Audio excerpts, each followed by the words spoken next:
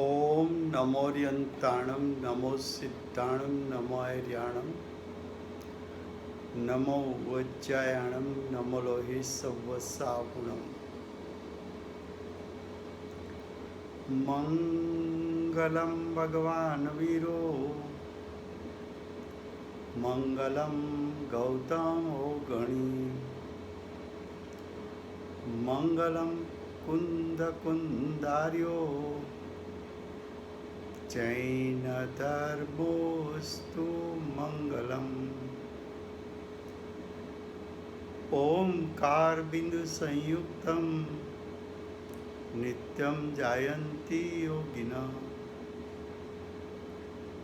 કામદમ મોક્ષદમ ચેવ ઓમકારાય નમો નમઃ અહોપકાર જીનવરનો કુંદનો ધ્વનિ દિવ્યનો જીન કુંદ ધ્વનિ આપ્યા અહો આ ગુરુ કાહનનો તુજ જ્ઞાન ધ્યાનનો રંગ અમયા દર્શ રહો ઓ શિવ પદ તક તુજ સંગ માતા હાથ ગ્રહો.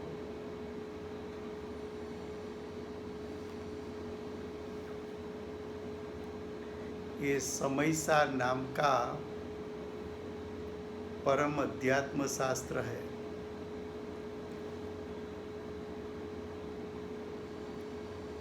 भगवत कुंकुंदाचार्य देव ने मांगलिक में सिद्ध भगवान को वंदन करीने समय સારને હું કહીશ એવી પ્રતિજ્ઞા કરી છે. એમાં સમયનો અર્થ થયો છે, સમય સારનો અર્થ થયો છે, સમયની વ્યાખ્યા થઈ છે, સ્વસમય કોને કહેવાય, પર સમય કોને કહેવાય, ભાવશ્રુત જ્ઞાન કોને કહેવાય, નૈ જ્ઞાન કોને કહેવાય, મુખ્ય બે નયો શુદ્ધ નૈ કોને કહેવાય, શુદ્ધ નૈનો વિષય આખા શાસ્ત્રમાં શું દર્શાવવો છે, વ્યવહાર નહીં કોને કહેવાય, વ્યવહાર નહીંનો વિષય આખા શાસ્ત્રમાં શું દર્શાવવો છે. તો ત્યાં શુદ્ધ નહીંનો વિષય આત્માનો ત્રિકાળ શુદ્ધ સ્વભાવ છે. વ્યવહાર નહીંનો વિષય ગુણભેદ અને પર્યાય ભેદ છે. વ્યવહારનીના વિષયનું પ્રયોજન ભેદ દ્વારા અભેદને ગ્રહણ કરાવવાનું છે. એટલો વિષય ચાલ્યો છે. 8મી ગાથાથી આચાર્ય ભગવંત એમ કહે છે કે વ્યવહાર નહીં આત્માને અશુદ્ધ કહે છે.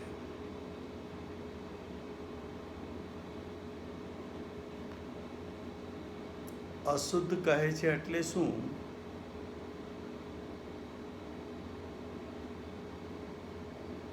વ્યવહાર નહીં આત્માના સ્વરૂપનો ભેદ બતાવે છે. ભેદનું લક્ષ કરતા વિકલ્પ ઉત્પન્ન થાય છે. વિકલ્પ ઉત્પન્ન થતાં જીવની દશામાં અશુદ્ધતા પ્રગટે છે.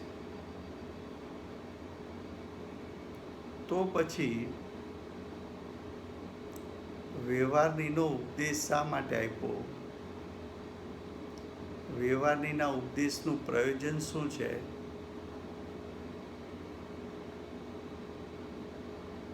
ફરીવાર फिर से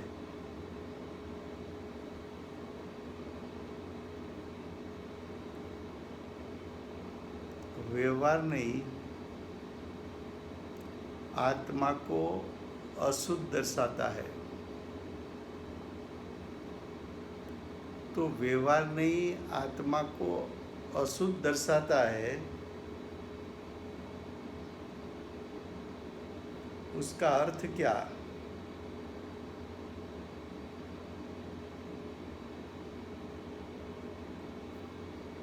तो कि व्यवहार नहीं का विषय भेद है. भेद को विषय बनाएंगे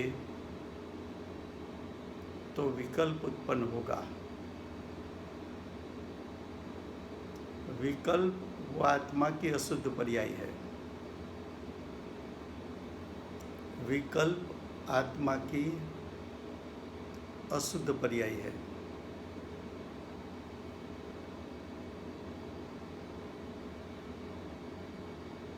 अब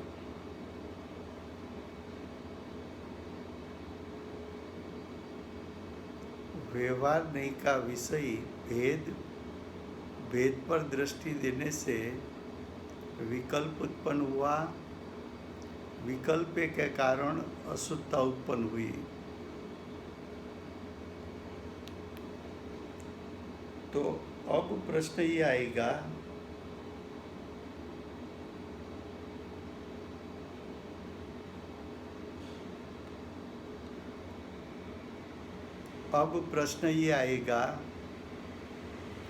तो फिर व्यवहारनी का विषय बताया क्यों?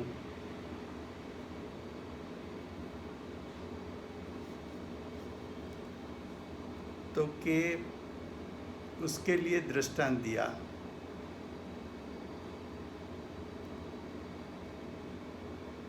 कि जो आदमी म्लेच्छ हो,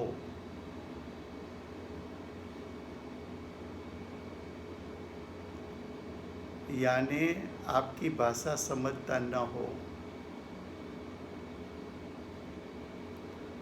उसने आपको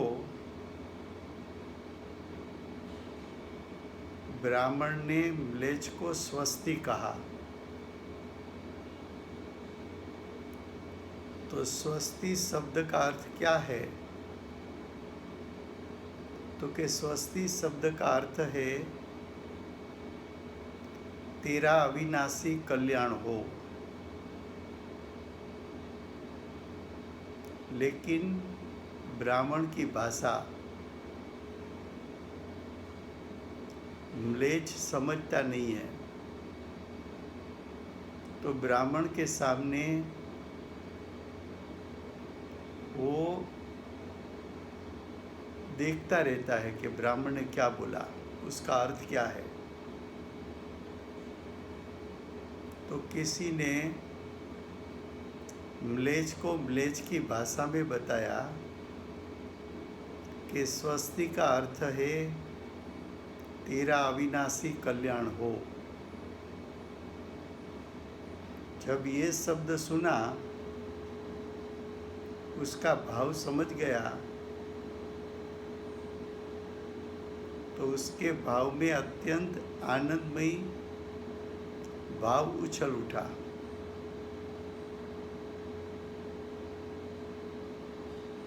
और आनंद के कारण उसके आंखों में से अश्रु आ गए.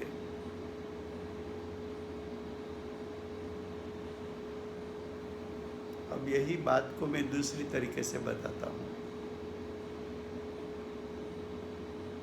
हम पानी शब्द बोले और हम आत्मा शब्द बोले, उसमें क्या अंतर है?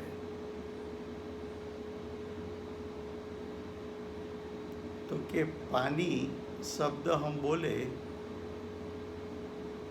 तो पानी रूपी पदार्थ को हमने जाना है,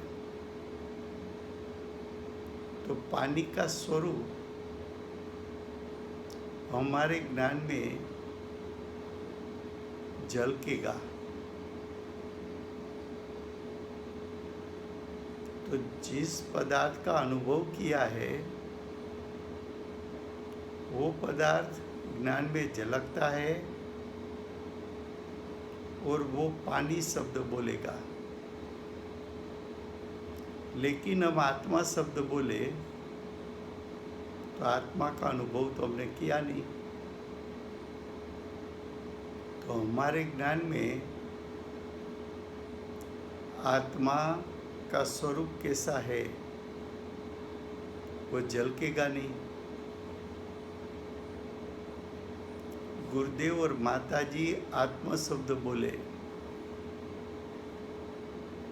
तो उसने आत्मा को जाना है, आत्मा का निर्विकल्प श्रद्धान और ज्ञान किया है। तो उसके ज्ञान में आत्मा का पूर्ण स्वरूप झलक उठता है।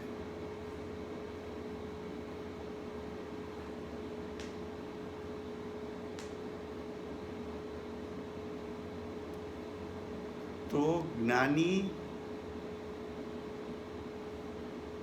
आत्मा शब्द बोले तो अभेद ज्ञायक कैसा है उसका स्वरूप झलकता है। लेकिन अज्ञानी ने ज्ञायक का कभी अनुभव नहीं किया।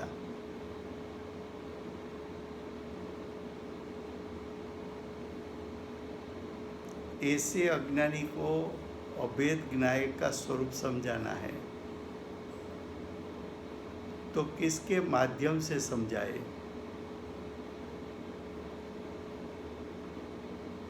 तो कि आत्मा का जो भेद है वो अभेद का भेद है। तो भेद के माध्यम से समझाए तो उसको मालूम पड़ेगा कि ज्ञायक कैसा है। जैसा हम समझाए कि शक्कर की मिठास शक्कर के साथ अभेद है, उसी प्रकार ज्ञान ज्ञायक में अभेद है।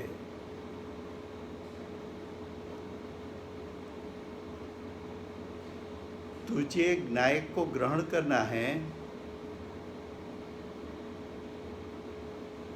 तो भेद के माध्यम से अभेद को ग्रहण कर ले। अभेद परमार्थ स्वरूप है, शुद्ध नहीं का विषय है, और भेद व्यवहार नहीं का विषय है।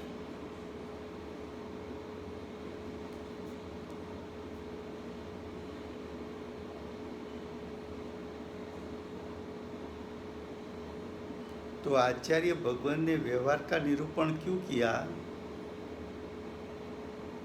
तो कि अज्ञानी के पास दूसरा कोई साधन नहीं है अभेद तक जाने के लिए, इसलिए व्यवहारिणी का विषय बताया कि व्यवहारिणी के विषय के माध्यम से ज्ञान गुण के माध्यम से ज्ञायक को ग्रहण कर ले।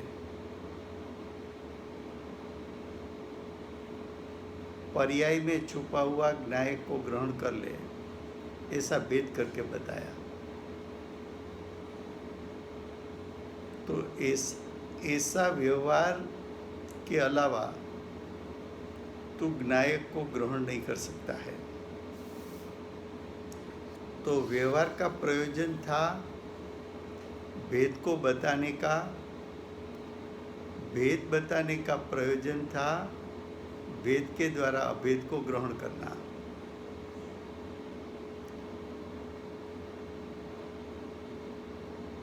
तो 8वीं गाथा के एंडिंग में कहा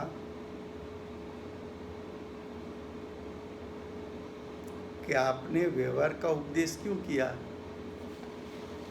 ग्रहण तो परमार्थ करना था, व्यवहारिणी का विषय क्यों बताया? ग्रहण तो शुद्धनी का विषय करना है। तो ज्ञानी ने कहा कि तू वेद के द्वारा ही अभेद को ग्रहण कर सकता है। नॉन के द्वारा अननोन को तू ग्रहण कर सकता है। इसलिए हमने व्यवहार का उपदेश किया।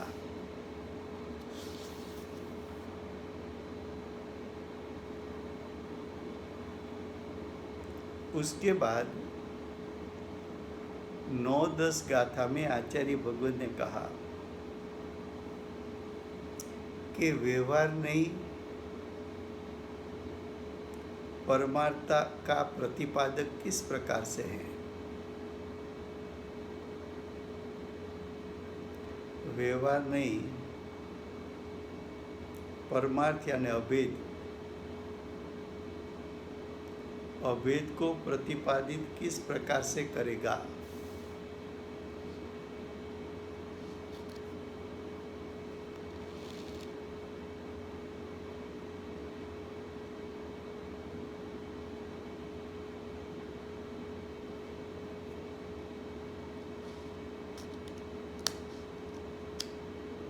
तो आचार्य भगवत ने कहा कि तेरे में जानन क्रिया होती है, वो जानन क्रिया के पीछे ज्ञान गुण होना चाहिए और ज्ञान गुण के पीछे ज्ञायक होना चाहिए।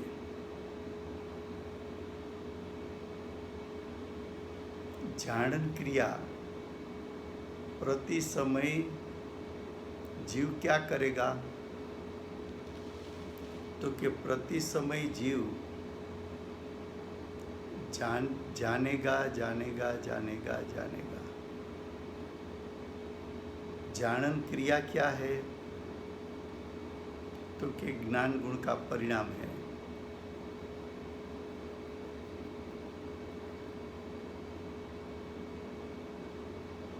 तो जानन क्रिया है, उसका अर्थ उसके पीछे ज्ञान स्वभाव है। ज्ञान स्वभाव के अलावा जानन क्रिया हो नहीं सकती।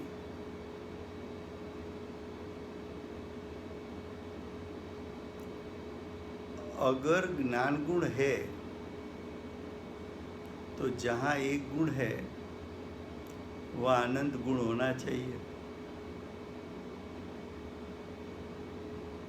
जहाँ एक गुण है वहाँ अनंत गुणों का एकत्व होना चाहिए। तो ज्ञान गुण के पीछे ज्ञायक होना चाहिए।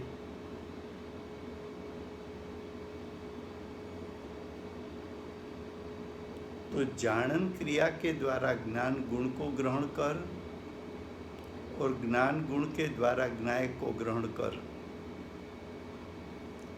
इसलिए जानन क्रिया व्यवहारने का विषय, ज्ञान गुण भी व्यवहारने का विषय, ज्ञायक शुद्धने का विषय। तो जानन क्रिया के द्वारा ज्ञान गुण के पास चला जा और ज्ञान गुण के द्वारा ज्ञायक के पास चला जा। तो जानन क्रिया पर्याय का भेद है। ज्ञान गुण वो गुणों का भेद है। दोनों भेद व्यवहारिणी का विषय है। दोनों भेद के द्वारा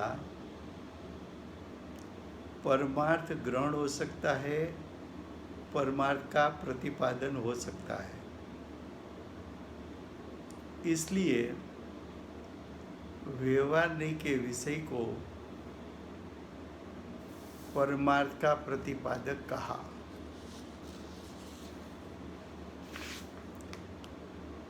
इतना कहने के बाद 11वीं गाथा में आचार्य भगवत ने कहा,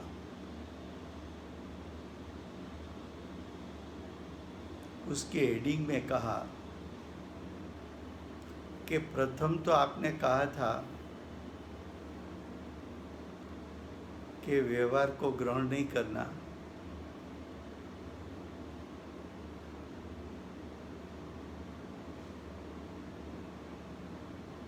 लेकिन जो परमार्थ को बताने वाला है, ऐसे व्यवहार को क्यों मैं अंगीकार न करूं?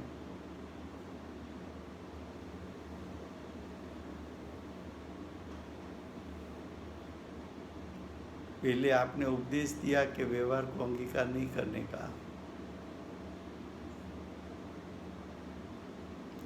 फिर आपने कहा कि वो तो परमार्थ का प्रतिपादक है।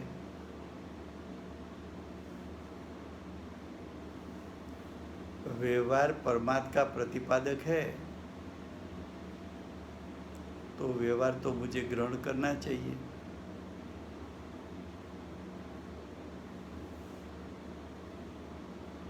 तो आचार्य भगवान ने कहा कि नई का दो प्रकार है, एक शुद्ध नई, दूसरी व्यवहार नई।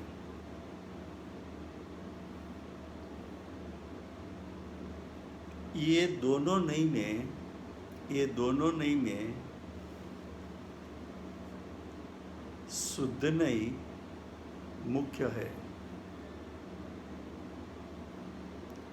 व्यवहार नई गौण है।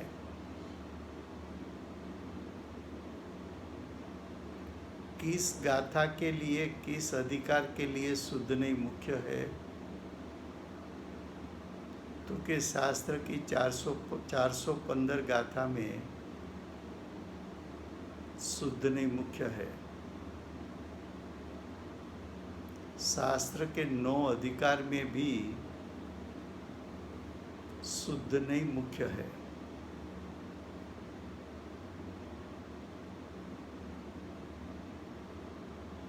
किस गाथा में व्यवहार नहीं गौण है? तो कि 415 गाथा में व्यवहार नहीं गौण है। किस गाथा में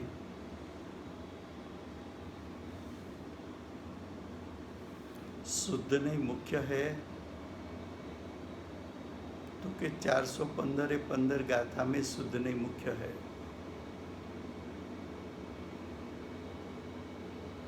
तो अब प्रश्न ये है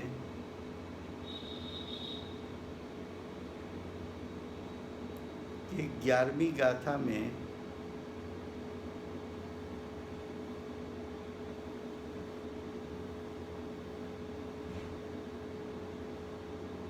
व्यवहार ने को गौण बताया, शुद्ध ने को मुख्य बताया।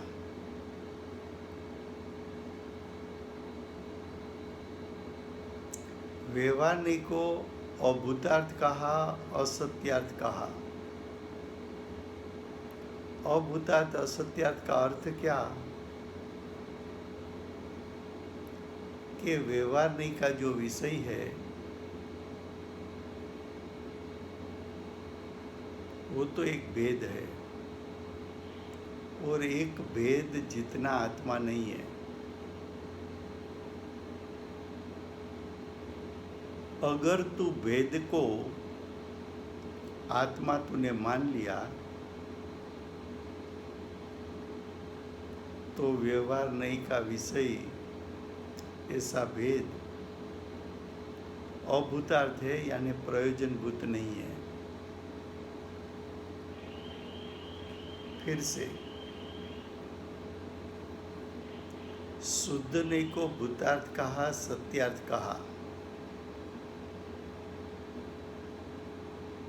शुद्ध नहीं को क्यों भूतार्थ कहा, प्रयोजनभूत क्यों कहा? शुद्ध नहीं को सत्यार्थ क्यों कहा? तो कि शुद्ध नहीं का विषय को ग्रहण करने से जीव को मोक्ष मार्ग और मोक्ष की प्रगटता पर्याय में होती है। इसलिए शुद्ध नहीं को परमार्थ यानी प्रयोजनभूत कहा, भूतार्थ यानी प्रयोजनभूत कहा, परमार्थ यानी प्रकट करने जैसा कहा। लेकिन व्यवहारिक के विषय को क्यों असत्यात कहा, अभूतार्थ कहा? तो कि व्यवहारिक के विषय को तू विषय बनाएगा तो विकल्प उत्पन्न होगा, और शुद्ध नहीं को विषय बनाएगा तो तू निर्विकल्प होगा। तुझे विकल्प में रहना है कि तुझे निर्विकल्प होना है? तुझे संसार में रहना है कि मोक्ष मार्ग प्रकट करके मोक्ष की प्राप्ति करना है? अगर